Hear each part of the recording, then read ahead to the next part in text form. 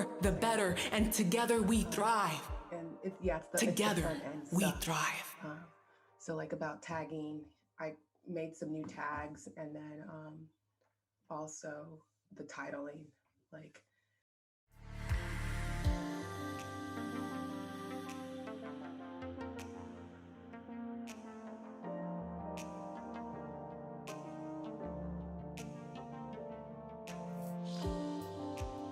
Let's do it.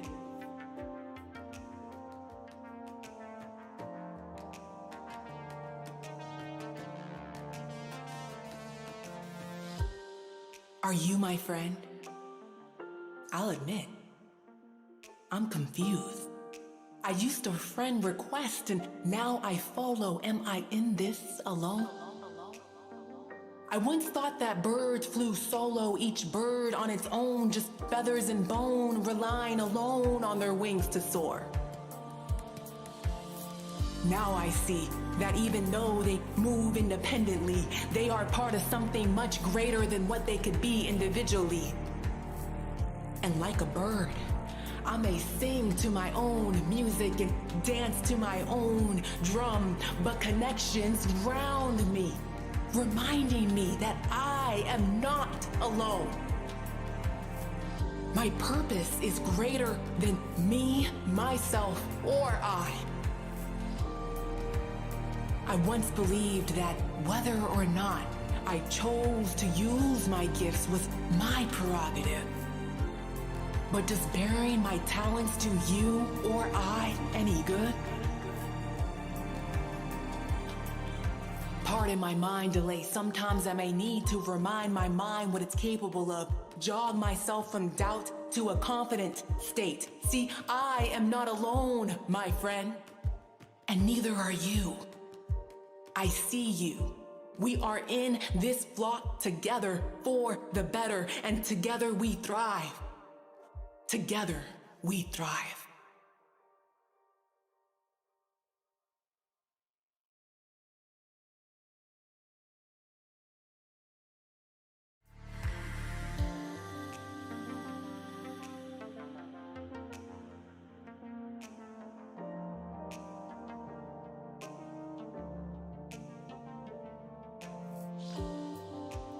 Let's do it.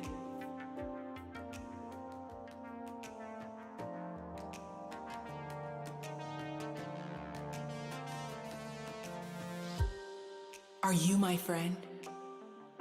I'll admit, I'm confused. I used to friend request and now I follow. Am I in this alone? I once thought that birds flew solo, each bird on its own, just feathers and bone, relying alone on their wings to soar. Now I see that even though they move independently, they are part of something much greater than what they could be individually. And like a bird, I may sing to my own music and dance to my own drum, but connections round me, reminding me that I am not alone. My purpose is greater than me, myself, or I. I once believed that whether or not I chose to use my gifts was my prerogative. But does bearing my talents to you or I any good? Pardon my mind delay. Sometimes I may need to remind my mind what it's capable of. Jog myself from doubt to a confident state. See, I am not alone, my friend. And neither are you. I see you. We are in this flock together for the better, and together we thrive. Together we thrive.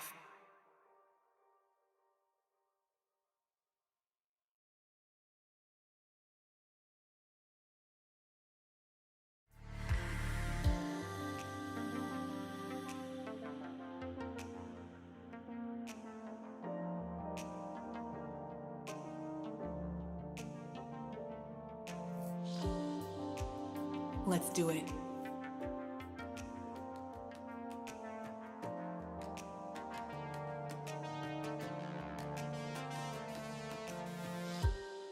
Are you my friend? I'll admit, I'm confused. I used to friend request and now I follow. Am I in this alone?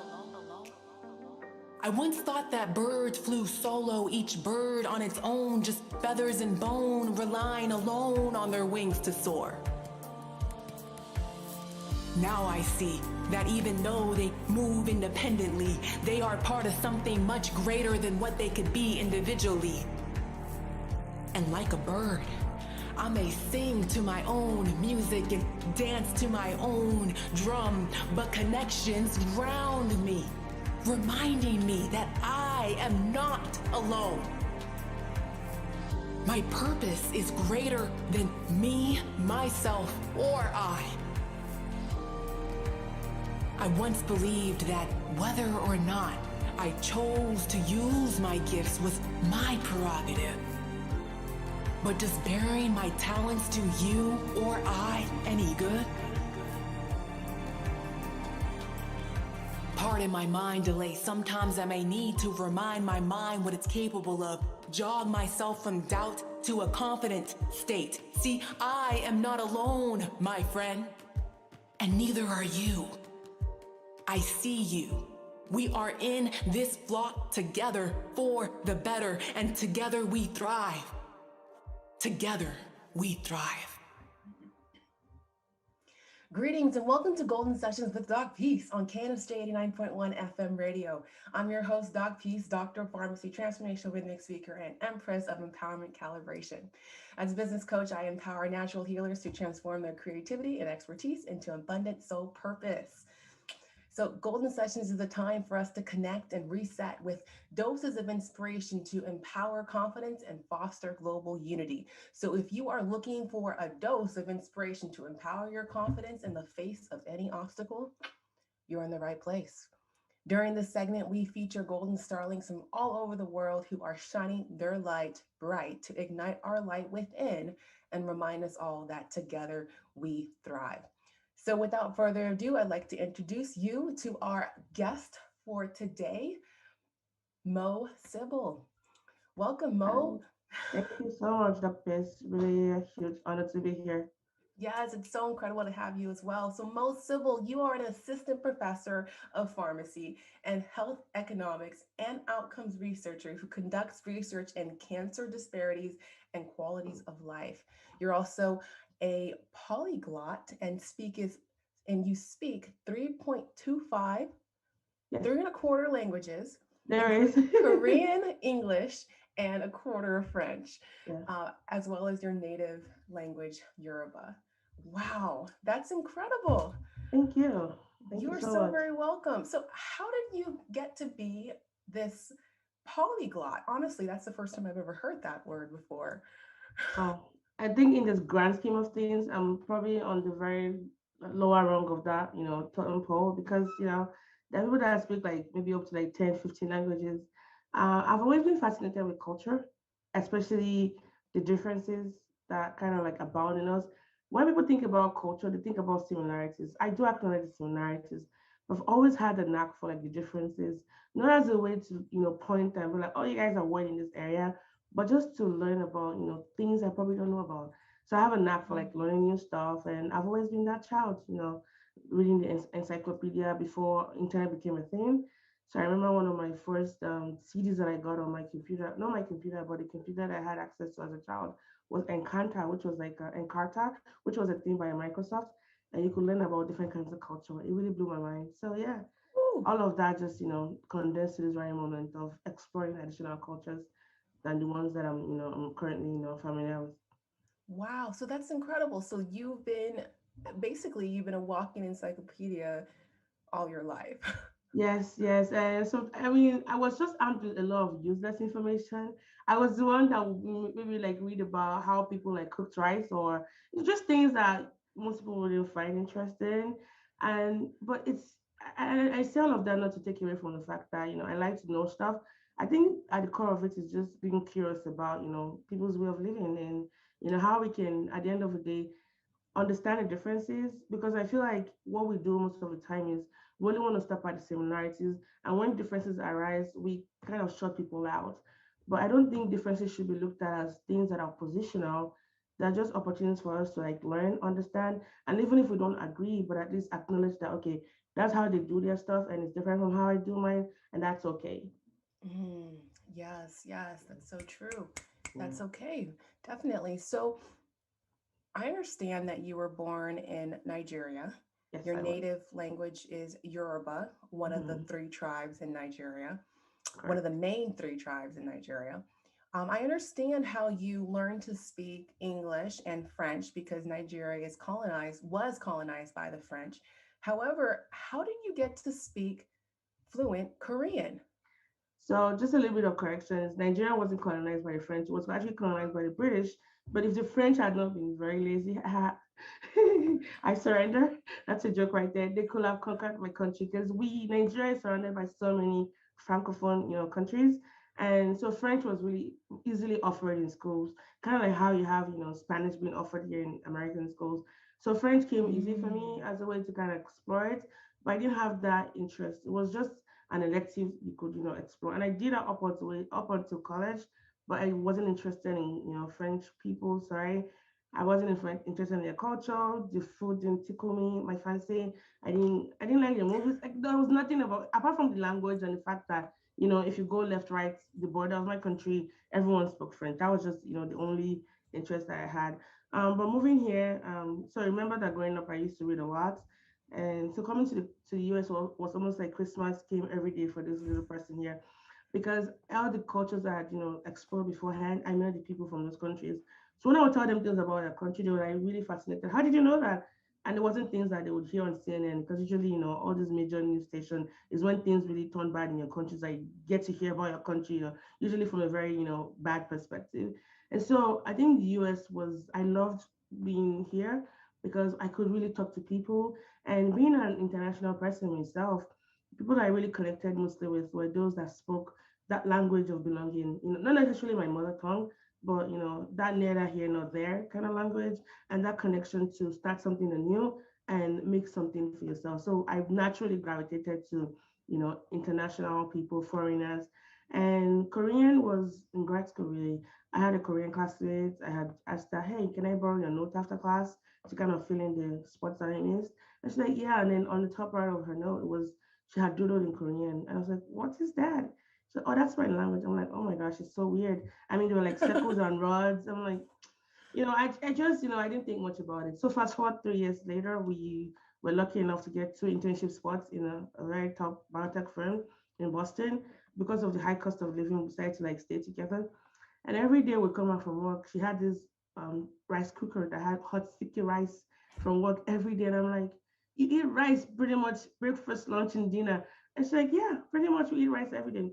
Now, as a tip, Koreans don't differentiate between breakfast food, lunch food, dinner. You can eat rice any time of the day. Man, they might have food they might eat in the winter or the summer or when you're pregnant or you just had a baby and things like that. But as far as cereals, breakfast, didn't do that.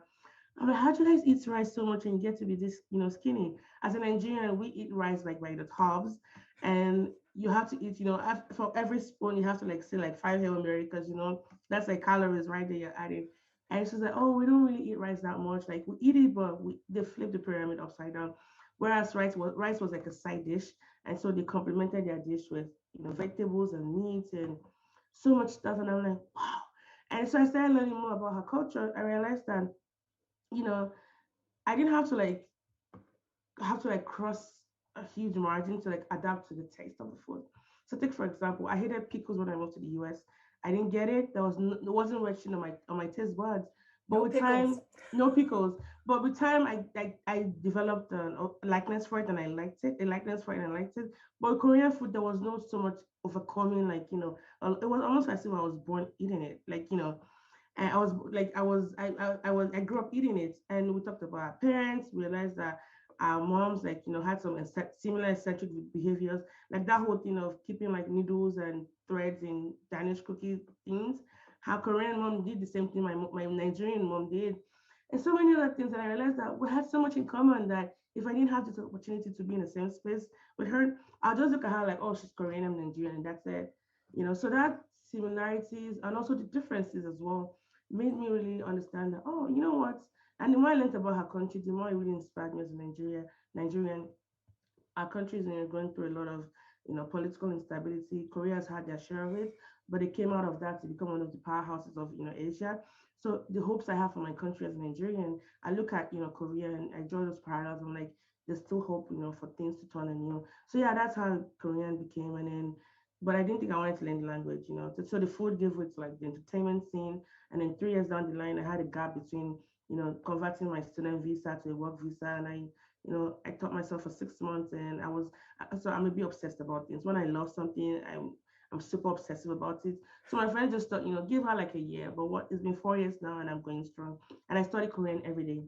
Every day, I study Korean every day. Yeah, You studied Korean every day. every day. For When how I'm long? stressed, an hour at the minimum. And I study by listening to audiobooks. I also have a journal entry that I do. I'm part of a subreddit group where you have a journal entry, and I'm on streak 100 and something now. But before then, I still listen to podcasts in Korean. I also watch Korean dramas just to keep abreast of what's going on.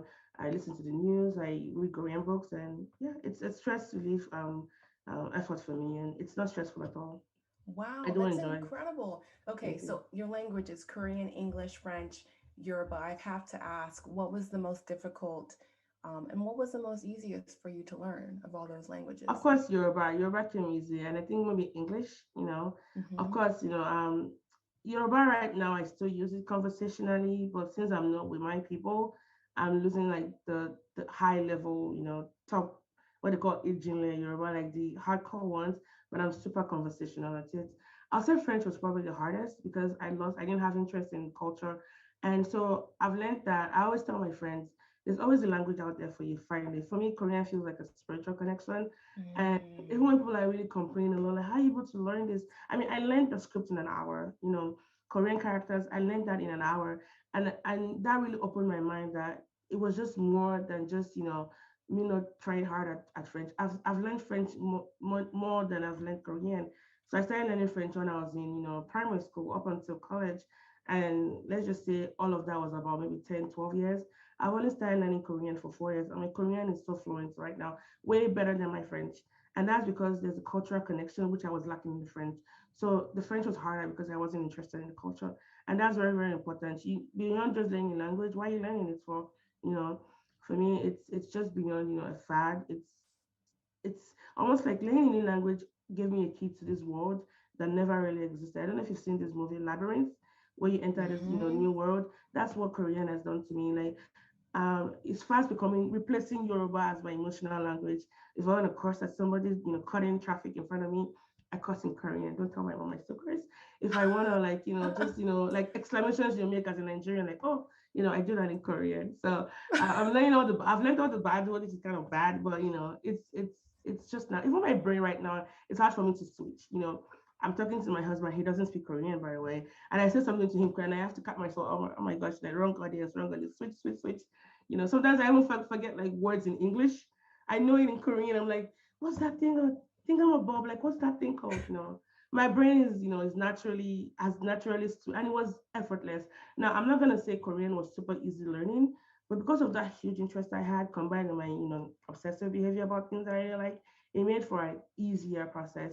Even though right now I'm in what you call the upper intermediate level, where people tend to give up a lot, I found grace like, switch out my learning skills so that way I'm coming at it natural and I'm taking my time. But consistency is also very important. You cannot just stop and go. You have to keep going. Even when things are thick, when things are dense and very difficult, keep going. Don't give up. Yes, consistency. I love Yeah. that last thing that you just said. I love everything you said, but consistency is key. Keep going, keep making those forward moves intentionally.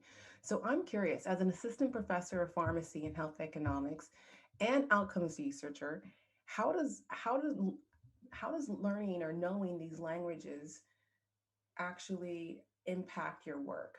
Do you do you find yourself actually using this language, these languages, being a polyglot? Do you find that as um, an effective, um, let's say, means of communication in the work that you do? I think the whole concept, I mean, language, aside, the bigger thing here is cultural curiosity. And because my methodology of expertise, usually when you have HUR researchers, like health economics and outcomes researchers, what you find is, you're kind of categorized based on your expertise, like your methodology. I'm a mixed, what you call a mixed methods researcher. So I use both quantitative and qualitative research, like answer questions and design interventions that might impact, the health outcomes of the patient population that I serve. And because some of my work are heavy on the is heavy on the qualitative side, I have to do a lot of interviews, focus groups, just teasing at the meat of issues that might be very important to my patients. So I already have this, I guess, foundational knowledge of cultures, but I don't come as an expert. Like I still want to listen. I think my listening skills, my ability to like ask the right questions, definitely has impacted both my professional and personal life. And I also my major, I guess I focus on two major disease areas: lupus and prostate cancer.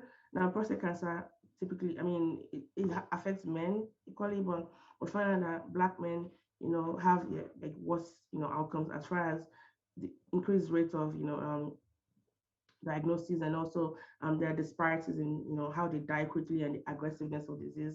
So I work with a lot of Black men, and so I think one of the things I usually start with, my name is Mo. I don't have a prostate, but I care about yours. So let's talk about things we can do. So like just that Love it. ability to like see past like things that are taboo, because I explore all of that on my show has really helped me professionally as well.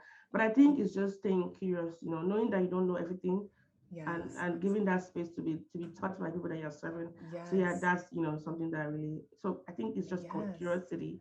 Yes, cultural curiosity, definitely. Wow. We're going to take a quick break, but when we get back, I want to get into how you are able to thrive and key ways that you're going to be teaching us on how we can thrive as an immigrant, because I know America is a cultural melting pot. And so a lot of us here are immigrants or descendants of immigrants or first generation immigrants like myself. So, how you are able to thrive and key ways that you're able to do so. So, you're listening to Golden Sessions with doc.PEACE on KNSJ 89.1 FM with our incredible guest, Sibyl. Stay tuned. We'll be right back.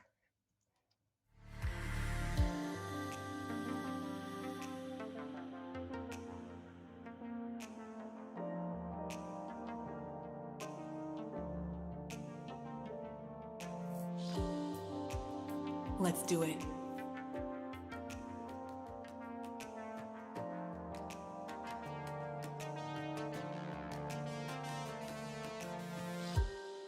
Are you my friend? I'll admit, I'm confused.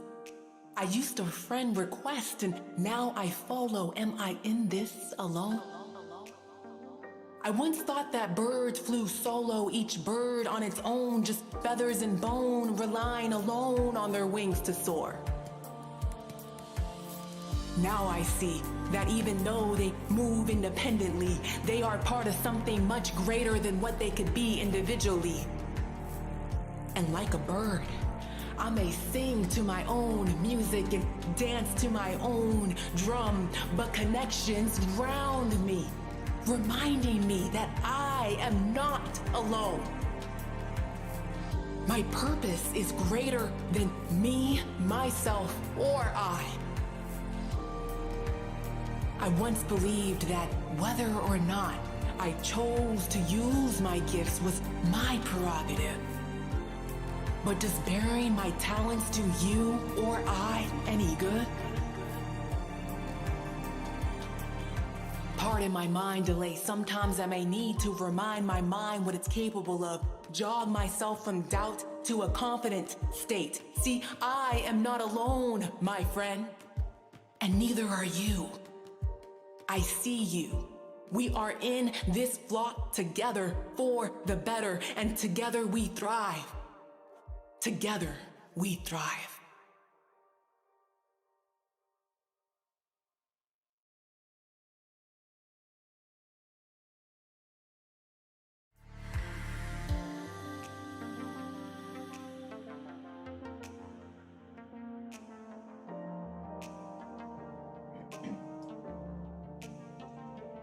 And we're back. You're listening to Golden Sessions with Doc Peace on KNSJ 89.1 FM. I'm Doc Peace, and we are here with our incredible guest, Sibyl. Let's get back into it. So let's let's discuss, how were you able to thrive in this new space, being America, coming from Nigeria? I want to know, what are some key steps and some key ways that you found to thrive in new spaces as an immigrant? Well, that's a very good question, and I should just say that I'm still thriving. It's still a present progressive. It's never, up and down. But what has helped me so far are a couple of things, and I should also add that I didn't just come at this like, oh my gosh, I knew them from the beginning. No, as I cast my mind back as to what I did, because sometimes it was very confusing. Was this working or not?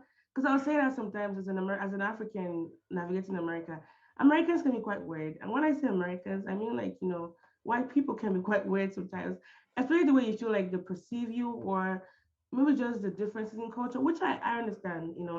Anyone coming to your space as a different person, there are bound to be some things you have to make adjustments.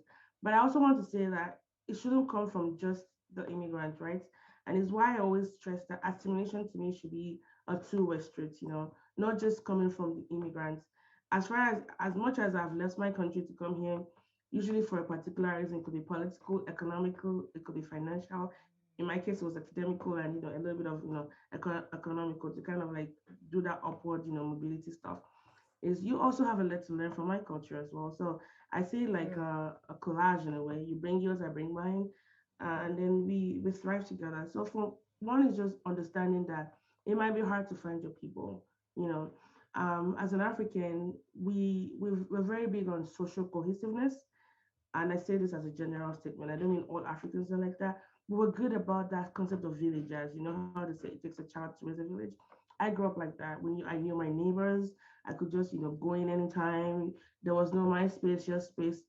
There could be some things we can say as arguments against that, but we're very well connected to each other. So moving to the US, where everybody was just by themselves, and the irony was that growing up, we had houses with like tall fences, but it was usually to keep burglars out. It wasn't to keep family and friends and neighbors out. But here in the US, most houses don't have fences, but they're so fenced off.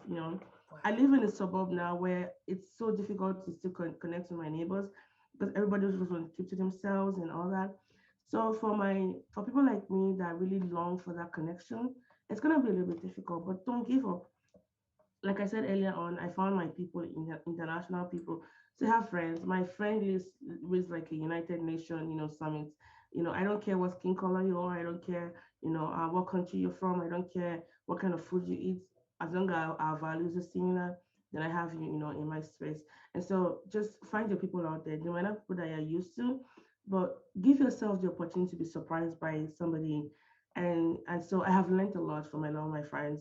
I've learned how to live better. I've learned how to, thrive better. And I also give credit to my American friends for teaching me a lot of stuff on how to, thrive in the US. So there were some programs I attended as a grad student. They call it Discover America, where you go, hang out in American host family homes, and they teach you how to like go shopping, use coupons, Thanksgiving, sales, so things like that. So I think the key here is that we all need one another, but let's be very open-minded, either as a host or as immigrant coming in. And I think another thing is community.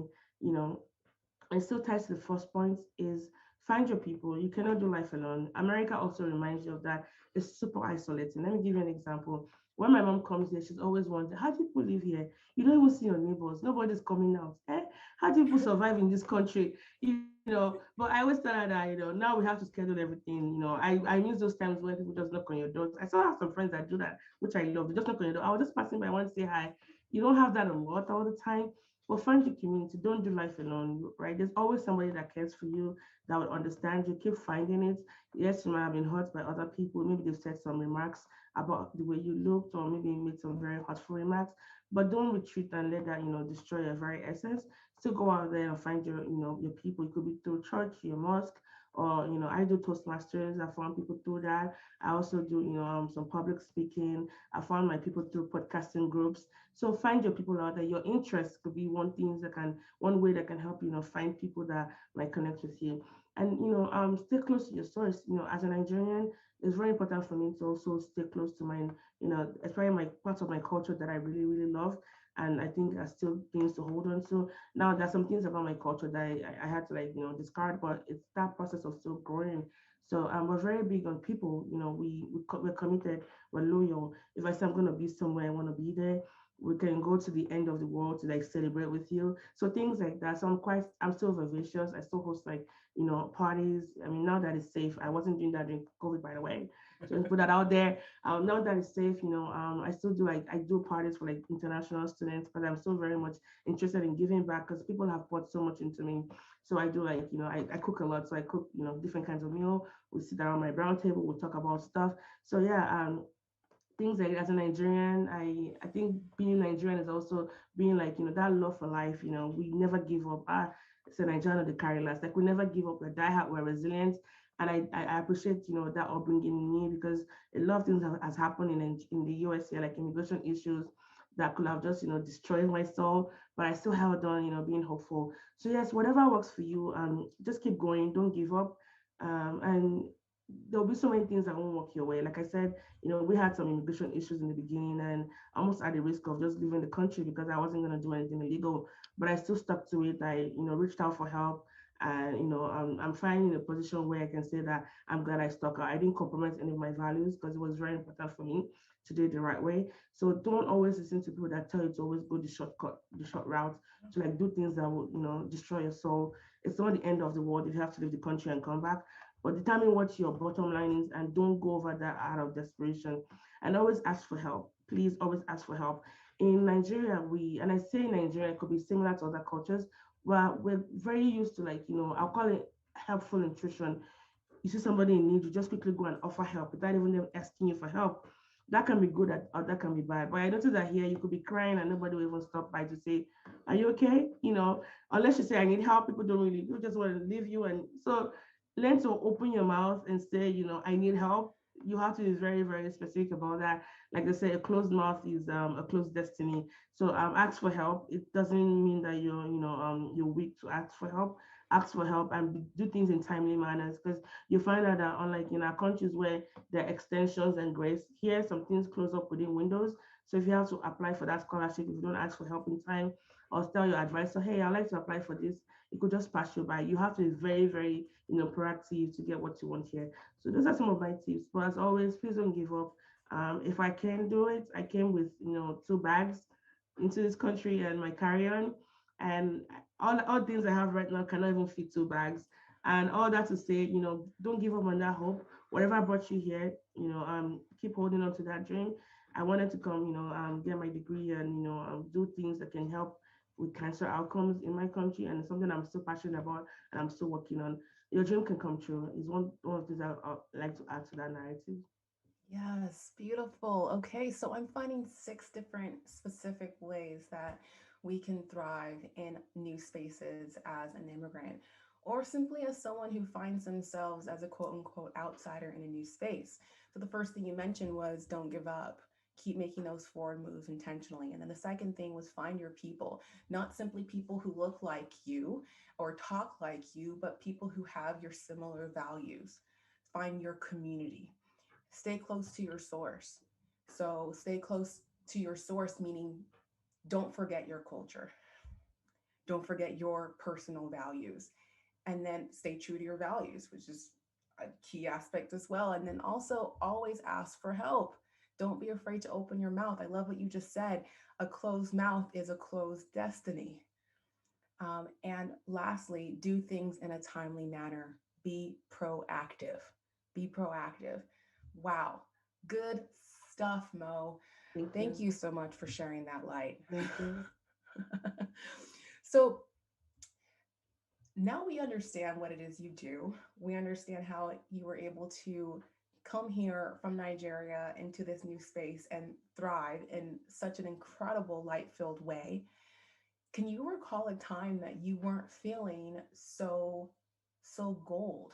So such you weren't feeling that you were I a genuine original loving dreamer, basically, which I know you are. You are now. You're thriving because you are a genuine original loving dreamer.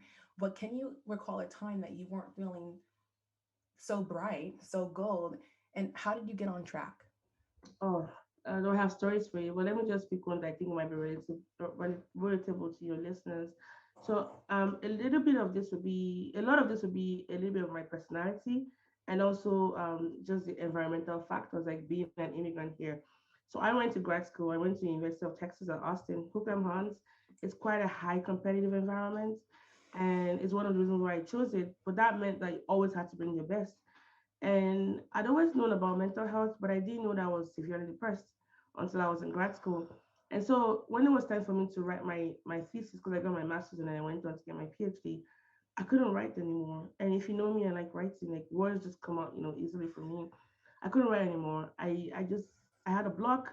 I was, crying all the time. I just thought I was sad, and as a Nigerian then, and I say this as a Nigerian because I think a lot of us don't tend to take mental health, seriously. And I guess, the religious component, like if you pray and you have enough faith, you won't be depressed. So I remember my supervisor, Dr. Brown, and if anyone knows her, she doesn't she has no pity for fools. Like she's very straightforward, and she demands a certain level of excellence from you. She called me to her office and said, "I've seen that your work has really turned down. You started doing sloppy work. Are you okay? I don't know what you're going through, but if you want to talk to me about it, you're welcome to talk to me about it. But I'd just like to let you know that you can actually go to the mental health center to seek for help." And I was really shocked. As an international student, I was scared that I was going to be kicked out of this program and would have to go back home because I wasn't doing very well.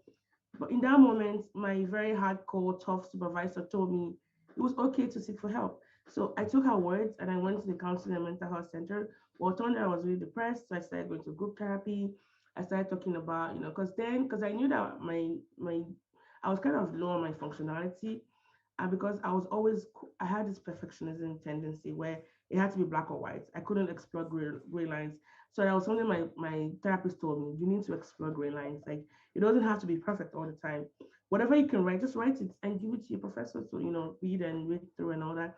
And so I started doing that. I started telling myself I didn't have to sit down and write everything at once. I could break things down. I started seeing myself from just the undue pressure I was putting on myself that was the source of my, depression.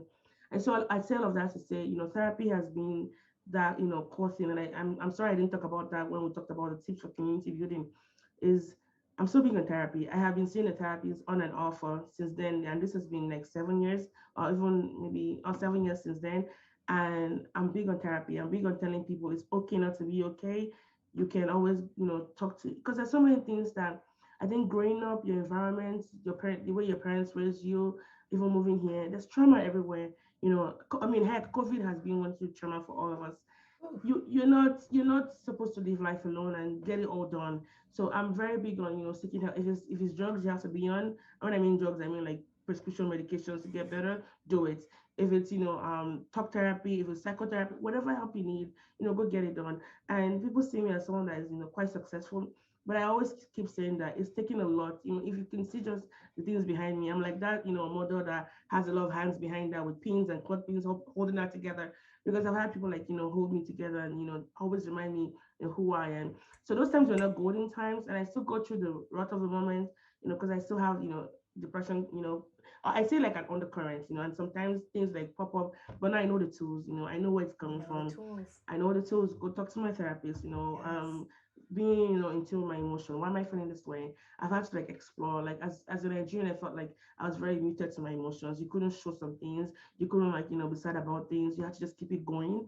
But Yes. it's okay to break down because you need to It's like okay. put yourself back up again. So therapy was one thing that helped me get through that Yes. funk. Beautiful. Thank you so much for sharing that. It is truly okay to ask for help. So, you've been super incredible, Mo, and I want to thank you so much for joining us today. How can we connect with you further? Oh, well, thank you so much for the opportunity to be on your show. If you like to, hear more about me, you can find me on Instagram at MOSIBYL Musibo. I also have a weekly podcast, and I call the More Sibyl podcast because you get more out of Sibyl, where I share stories of Blacks, Asians, and those who love them, and it's set up across the background of immigration issues, cultural acculturation, mental health, just hard stories, setting all kinds of stories free. So if you like to listen to me talk to people that I'm inspired by about their stories and their processes, check out my podcast, and it's on all major platforms. iTunes, Spotify, Podbean, wherever you can get your podcast on. Wonderful, wonderful. Mhm. Wow. Thank you so much, Mo. I really appreciate connecting with you. You are so welcome, first of all. Again, I know you shared your gratitude and I want to receive that. Dalu. Dalu. You are listening to Golden Sessions with Doc.PEACE on KNSJ 89.1 FM. That concludes today's session with the incredible Mo Sibyl. Thank you for joining us today. Dalu, which is thank you in Igbo, a Nigerian dialect. I hope you got that dose of inspiration you were welcoming and the priceless reminder that you are indeed gold. We all are. And together we thrive. I'm Doc.PEACE. Shine on.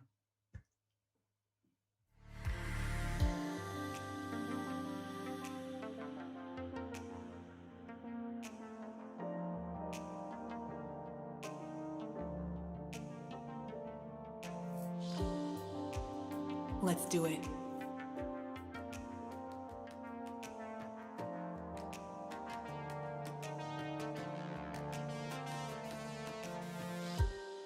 Are you my friend? I'll admit, I'm confused. I used to friend request and now I follow. Am I in this alone? I once thought that birds flew solo, each bird on its own, just feathers and bone, relying alone on their wings to soar. Now I see that even though they move independently, they are part of something much greater than what they could be individually. And like a bird, I may sing to my own music and dance to my own drum, but connections ground me, reminding me that I am not alone. My purpose is greater than me, myself, or I. I once believed that whether or not I chose to use my gifts was my prerogative. But does bearing my talents to you or I any good? Pardon my mind delay. Sometimes I may need to remind my mind what it's capable of. Jog myself from doubt to a confident state. See, I am not alone, my friend. And neither are you. I see you. We are in this flock together for the better, and together we thrive. Together we thrive.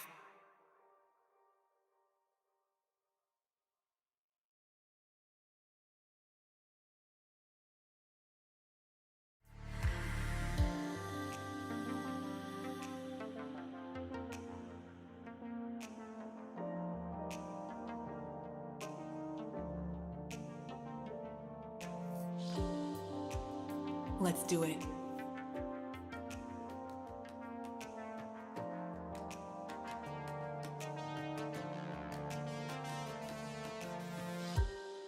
Are you my friend? I'll admit, I'm confused. I used to friend request and now I follow. Am I in this alone? I once thought that birds flew solo, each bird on its own, just feathers and bone, relying alone on their wings to soar. Now I see that even though they move independently, they are part of something much greater than what they could be individually. And like a bird, I may sing to my own music and dance to my own drum, but connections ground me, reminding me that I am not alone. My purpose is greater than me, myself, or I. I once believed that whether or not I chose to use my gifts was my prerogative. But does bearing my talents to you or I any good?